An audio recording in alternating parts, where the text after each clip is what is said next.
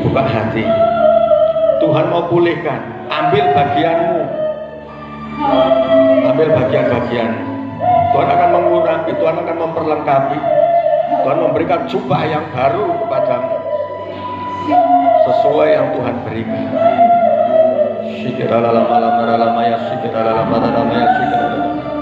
Untuk saat ini, siapa yang memang rindu, sekali lagi mungkin ada yang mau maju, tidak ada kata terlambat, silahkan maju.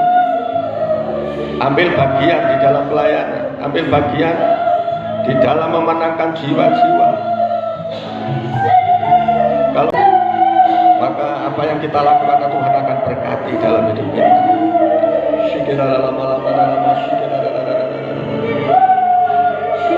Oke, Tuhan curahkan urapan kuasa-Mu saat ini. Oke, semua yang siap dipakai Tuhan, persiapkan dirimu. Urapan Tuhan turun atasmu saat ini. Oke, sudah ketemu? 2 Timotius 1 ayat 9 dan 10 ya. Oke, yang sudah ketemu kita bangkit berdiri, kita baca bersama-sama. Ini 2 ayat saja. Oke ya, kita baca 1, 2, 3. Dialah yang menyelamatkan kita dan memanggil kita dengan panggilan kudus, bukan berdasarkan perbuatan kita, melainkan berdasarkan maksud dan kasih karunia-Nya sendiri yang telah dikaruniakan kepada kita dalam Kristus Yesus sebelum permulaan zaman, dan yang sekarang dinyatakan oleh kedatangan Juru Selamat kita Yesus Kristus, yang oleh Injil telah mematahkan kuasa maut dan mendatangkan hidup yang tidak dapat binasa. Amin. Silakan duduk ya. Nah ini, jadi kita baca secara perlahan dan coba untuk mengerti apa maksud dari ayat ini ya. Dialah yang menyelamatkan kita dan memanggil kita dengan panggilan kudus ya, dengan panggilan kudus. Nah, bukan berdasarkan perbuatan yang kita lakukan, melainkan berdasarkan maksud. Artinya maksud ya ada tujuannya, ada tujuan dari Tuhan. Nah, dan kasih karunia-Nya sendiri. Jadi panggilan kita ini ada maksud Tuhan. Amin. Ada maksudnya. Segala sesuatu terjadi itu ada maksud. Ketika dalam cengkeraman penjajahan orang Mesir, Tuhan membebaskan melalui Musa. Nah, untuk apa? Untuk memuji dan menyembah Dia, untuk meninggikan nama Tuhan. Ya, kamu harus keluar dari Mesir ini, dibebaskan. Untuk apa? Datang kepada Tuhan, untuk mengikuti rancangannya. Makanya bisa kita nyanyi, hidupku menggenapi firman-Mu. Amin. Tanda mujizat sertai setiap langkahku. Nah, jadi kalau kita mengikuti jalannya, maka tanda-tanda dan mujizat ini sudah pasti akan mengikuti kita. Amin. Jadi bukan sekedar saja untuk menerima keselamatan, tetapi ada maksud lain. Kita sudah menerima keselamatan ini. Nah, selanjutnya apalagi yang menjadi tujuannya? Karena gini, orang yang dijajah ini segala sesuatunya ditentukan oleh yang menjajah. Yang ambil keputusan siapa? Ya yang menjajah. Kalau zaman dulu Fir'aun yang menentukan. Jadi bangsa Israel harus kerja di sana, membuat batu bata sebanyak-banyaknya. Tetapi dengan dilepaskannya, dibebaskannya, mereka sudah bebas mengambil keputusan sendiri, punya kuasa sepenuhnya. Amin. Punya kuasa sepenuhnya, otoritasnya dipulihkan. Nah, anak-anak Tuhan yang masih belum punya otoritas penuh, artinya hidup dalam penjajahan, nggak bisa menentukan arahnya sendiri. Nah, sekarang kita belajar bagaimana kita setelah merdeka Nah, kalau sudah merdeka tenang-tenang, kita sudah merdeka dari COVID ini, apakah kita gereja kita terus tenang-tenang, terus nggak melakukan apa-apa? Ya cuma ibadah-ibadah biasa rutin. Ya artinya nanti terjebak dalam kematian rohani, suam-suam kuku yang nantinya akan dimuntahkan oleh Tuhan, ya kan? Karena Tuhan katakan lebih baik jika engkau panas atau dingin. Karena jika engkau suam-suam kuku, aku akan memuntahkan. Ya. Nah ini jadi ada tujuannya. Oke, coba kita lihat Efesus 3. Dari Injil itu aku telah menjadi pelayannya menurut pemberian kasih karunia Allah yang dianugerahkan kepadaku sesuai dengan pengerjaan kuasanya. Kepadaku yang paling hina di antara segala orang kudus telah dianugerahkan kasih karunia ini untuk memberitakan kepada orang-orang bukan Yahudi kekayaan Kristus yang tidak terduga itu, dan untuk menyatakan apa yang isinya Injil itu. Nah ini ayat 10, supaya sekarang oleh jemaat, bukan kepada tetapi oleh jemaat. Artinya apa? Yang memberitakan siapa? Jemaat. Ya, supaya sekarang oleh jemaat diberitahukan, oleh jemaat diberitahukan melalui jemaat. Jemaat akan dipakai. Kapan waktunya ini? Ya. Jadi kita yang harus terbuka, amin, yang harus mau mengerjakan itu. Ini salah satu contoh kemarin waktu kami pelayanan di Surabaya, ada beberapa orang yang baru kenal, ini langsung ada impartasi karunia. Jadi dia dipakai luar biasa, langsung dikasih karunia. Termasuk ada anak kecil yang namanya Kathy. Satu anak ini umur masih SMP ya, SMP. Nah ini ikut kami berdoa. Jadi awal kami datang karena kami nginap di rumahnya. Terus saya doakan keluarga ini. Ketika kami berdoa, lawatan Tuhan terjadi. Jadi psikiatri ini langsung penuh, bisa berbahasa roh langsung. Nah terus berapa waktu kemudian kita habis pelayanan, dan kita ini mau mendoakan seseorang gitu yang di Palembang sini malah. Nah kami berdoa dulu untuk keluarga ini karena apa? Karena setelah kami pelayanan keliling ini sepertinya kena serangan balik gitu. Jadi yang pusing lah, ada yang panas. Akhirnya oke, kita kumpul, kita doa satu keluarga ini, kita doa. Setelah doa terjadi pelepasan, ini langsung sembuh semua. Jadi memang benar-benar ada serangan balik. Nah terus setelah mereka sembuh, nah saya ajarkan bagaimana berdoa. Terus akhirnya kami berdoa untuk ini, terutama untuk si Kathy ini, karena tiba-tiba Tuhan nyatakan Tuhan akan memberikan jubah kepada anak masih kecil ini. Dan Tuhan katakan seperti ini, kamu mau jubah yang putih atau jubah yang merah? Kalau jubah putih cuma seperti orang-orang biasa, orang Kristen biasa. Tetapi ketika milih jubah yang merah seperti Mama Delisa ini ya kan, ini siap berperang. Siap berperang. Nah, ketika dia milih, wah saya siap berperang, artinya Tuhan mau perlengkapi. Dan benar ketika milih jubah ini, Tuhan kenakan itu di dalam roh ini terlihat sekali. Langsung dia memiliki kepekaan, langsung bisa lihat. Ketika kami berdoa untuk satu perusahaan yang di kantor ini, langsung dia lihat, wah ini Pak, banyak sekeliling ini seperti hutan katanya. Seperti hutan, terus banyak penghuni-penghuninya kayak gini, dijelaskan secara detail. Mamahnya sendiri sampai ngomong gini, wah kamu nih kok malah lebih hebat dari mama. Mamamu sudah 5 tahun ikut Pak Nano pelayanan, tapi masih baru. Kalau waktu itu dibukakan pintu gerbangnya itu masih 2. Untuk 3 ini baru kemarin terjadi. Tetapi si Kathy ini langsung bisa lihat semua sampai ketakutan. Saya bilang jangan takut karena Tuhan sudah perlengkapi. Nah jangan tanggung-tanggung, cuma lihat. Sekarang kita selesaikan, kita doa langsung. hancurkan dalam nama Yesus. Itu bisa lihat semuanya terbakar. Jadi yang tadinya kelihatan hutan, kelihatan ini dalam roh ini bisa selesai terbakar semua. Nah, jadi Tuhan perlengkapi, amin, langsung dilengkapi.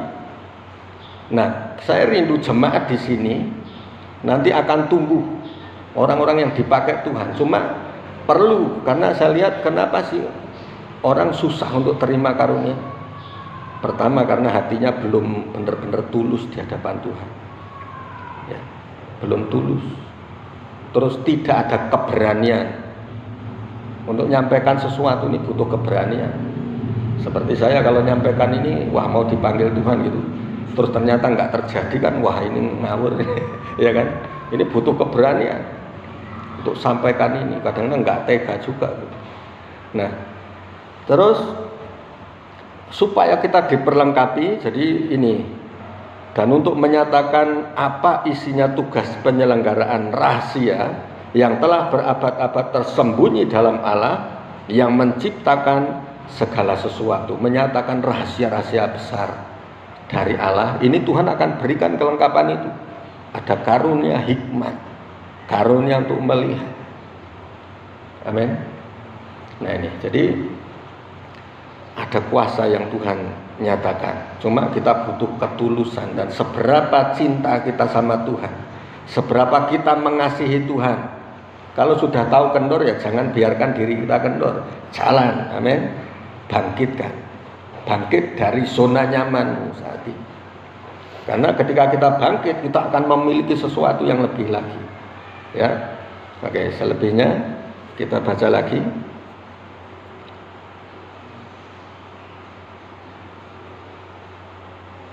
Matius 4 ayat 23.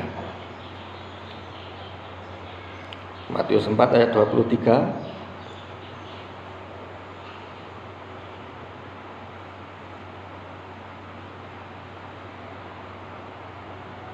Sudah ketemu?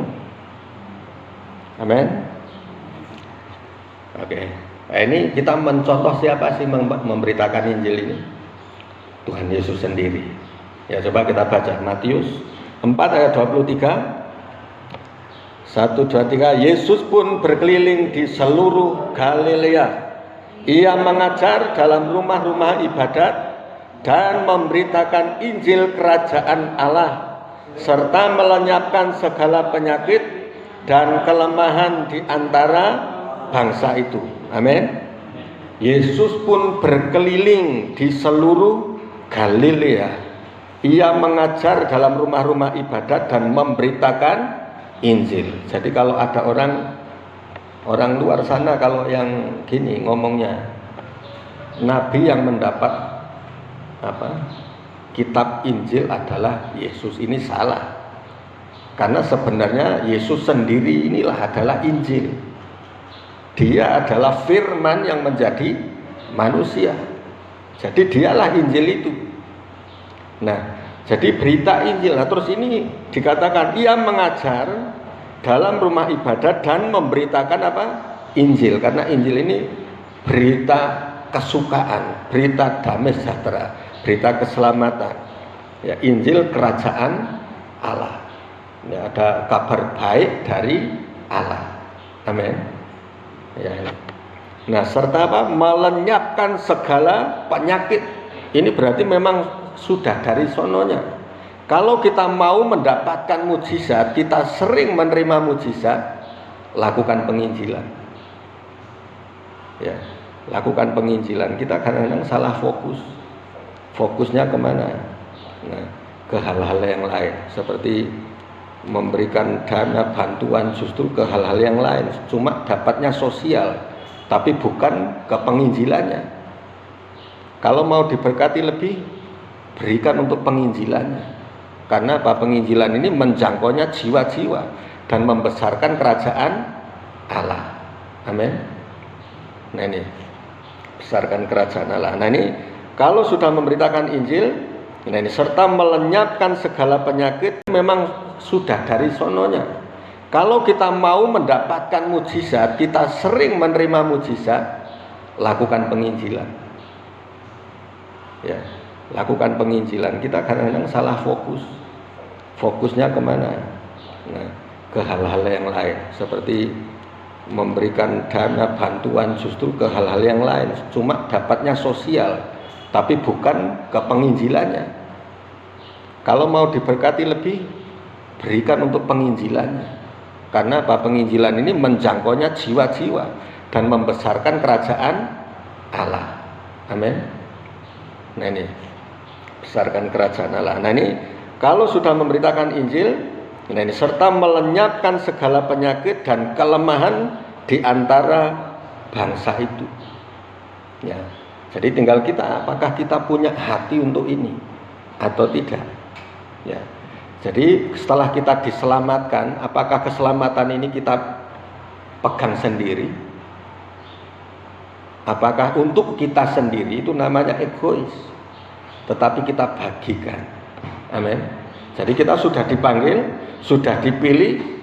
Nah, setelah dipilih oleh Tuhan, kita menjadi saksi, paling tidak menjadi saksinya Tuhan. Nah, di mana harus bersaksi?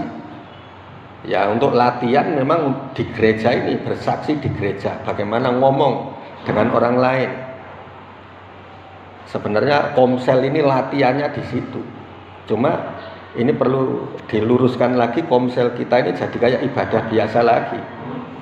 Seharusnya komsel ini tempatnya berbagi, diangkat satu tema, nah nanti ditanya ke jemaat apa sih maksudnya, nah, kayak gitu ya. Nah ini jadi belajar untuk menjadi pemimpin. Nah, belajar menjadi saksi di situ. Nah, kalau sudah bersaksi di dalam ini, berani ngomong, sudah lancar, baru akan menjadi saksi keluar. Amin. Saksi di luar. Ya, gitu ya. Karena jangan sampai kebalik-balik kita ngomong, ya kan? Ngomongnya kebalik-balik, orang yang dengar pun bingung. Nah, tetapi setelah kita belajar, kita ngerti caranya, orang dengar juga enak, gitu, ya. Nah, ini tergantung kita, apakah kita mengasihi Tuhan. Setelah kita dibebaskan, dimerdekakan, Tuhan Yesus sendiri rela berjalan keliling, bukan untuk membangun gereja yang besar, bukan, ya kan? Tuhan datang ke dunia bukan cuma untuk membangun bait suci yang berupa gedung gereja, enggak. Kalau zaman dulu mau bikin gedung gereja mungkin sudah besar karena yang ikuti banyak. Tetapi Yesus datang untuk memberitakan Injil kerajaan Allah, artinya kerajaan surga yang harusnya menjadi besar. Ya, gedung memang kita perlukan, karena kalau kumpul-kumpul nggak ada gedung juga bingung. Tetapi bukan itu yang utama. Gereja adalah, ya itu tadi, perkumpulan orang-orang percaya. Amin. Nah, jadi untuk kita, apakah kita punya hati untuk ini? Nah, ini ada satu lagu yang zaman dulu kan. Yesus kau kebenaran yang menyelamatkanku. Nah, itu yang refnya. Kalau ku hidup bagimu, hatiku tetap menyembahmu. Dunia tak bisa menggantikanmu. Rasul Paulus tulis, kalau aku hidup bagi Tuhan. Dan kalau aku mati adalah keuntungan. Amin. Mati di dalam Tuhan ini keuntungan. Nah, kalau sudah kita punya prinsip yang benar seperti ini, iblis sudah nggak berani nyenggol kita. Dibunuh, pengikutnya malah tambah banyak nanti. Ya kan, seperti benih yang mati, itu ketika dia mati, itu nanti yang ngikut semakin banyak. Ya kan, tumbuhnya makin banyak. Jadi serba susah. Dibiarin, ini juga merambat terus. Nah, ini kekuatan Injil seperti ini. Amin. Ada kekuatan yang besar, ya. Jadi apa yang dilakukan Tuhan ini yang kita contoh. Yesus berkeliling di seluruh Galilea, ia mengajar dalam rumah-rumah ibadat dan memberitakan Injil kerajaan Allah, serta melenyapkan segala penyakit dan kelemahan di antara bangsa itu. Inilah tugas kita sebenarnya, seperti tadi yang oleh jemaat diberitahukan, ya kan? berbagai hikmat. Jadi bukan lagi nabi-nabi sekarang tidak ada, jadi oleh jemaat yang turun. Amin. Mulai bergerak. Ya seperti tadi, bagaimana cara nginjilnya? Cara menginjil ini banyak. Bisa lewat, ya kita memang terjun langsung ketemu langsung orang sakit, doakan, sembuhkan. Tetapi ada juga yang lewat multimedia tadi.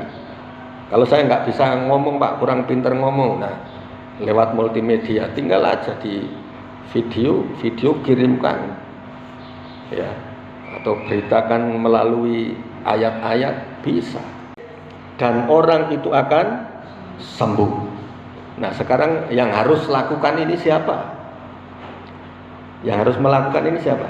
Apakah harus pendeta? Enggak, karena ditulis dari atas ini, tanda-tanda ini menyertai orang yang percaya. Berarti siapa saja, ya. Jadi gini, kalau seperti kami, saya mau ajarkan kepada siapapun yang mau belajar. Jadi ilmunya bukan untuk saya sendiri. Kalau memang ada yang mau belajar, oke, kita belajar sampai bisa. Kalau bisa lebih dari saya nggak takut kalah terkenal atau kalah besar, nggak takut. Justru akan lebih baik kalau ada orang yang sukses, lebih sukses dari saya. Amin. Nah ini, jadi saya rindu di sini juga akan bermunculan, bukan yang di sana, tapi di sini bagaimana, ya kan? Kita rindukan, karena kalau tidak, jemaat nggak ada, itu nanti akan dikirim orang dari luar. Nah mereka yang akan dipakai Tuhan, ya, mereka yang akan dipakai Tuhan, nanti semua diambil alih mereka, ya kan? Makanya jemaat juga jangan mau kalah, jangan sampai Tuhan kirimkan orang dari luar sana mengambil alih apa yang kita lakukan, ya. Itu jadi nanti WL-nya, ini orang baru, singernya orang baru lagi, pemain musik ganti juga pemain baru. Karena apa? Nggak mau berkembang. Para pendoa nggak ada, dikirim Tuhan orang baru. Lihat aja nanti, ya kan? Bisa kita lihat, karena ini saya sudah ditawari untuk buka pos, buka pos PI, ya. Nah ini. Jadi tanda-tanda ini menyertai kita semua. Yang harus bergerak siapa? Ya pendeta bergerak, jemaat juga bergerak. Amin. Nah lakukan itu, karena nanti mujizat akan kita alami setiap hari, ya. Nah ini, jadi kita akan lihat. Nah terus ayat 20 penutupnya. Mereka pun pergilah memberitakan Injil ke segala penjuru, dan Tuhan turut bekerja dan apa? Meneguhkan firman itu dengan apa? Tanda-tanda yang menyertainya. Amin. Jadi kalau mau lihat mujizat, jangan takut untuk beritakan Injil, karena tanda-tanda ini akan menyertai kita. Kalau kita nggak pergi, ngapain Tuhan berikan? Ya kan, Tuhan berikan aku karunia kesembuhan untuk apa? Ya kan, pasti ada tujuannya. Kalau cuma untuk pamer-pameran aja di gereja, percuma, karena nggak ada jiwa lain yang diselamatkan, ya kan. Jadi Tuhan mau kalau kita diberi karunia, lakukan dan beritakan Injil. Amin. Pergi dan beritakan Injil. Nah itu ya.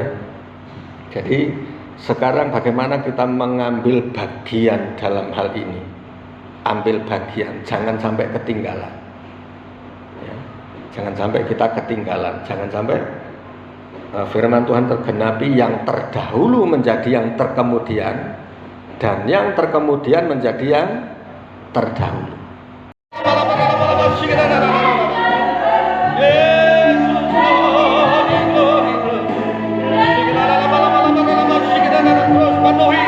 Penuhi, curahkan api Tuhan dalam nama Yesus.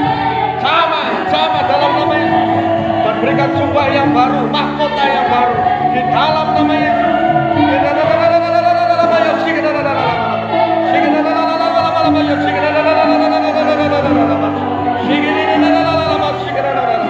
Terus perbarui, ubahkan setiap setiap hati kami Tuhan, ubah setiap hati kami Yesus. Penuhi kami, penuh dengan api Roh Kudus. Yesus,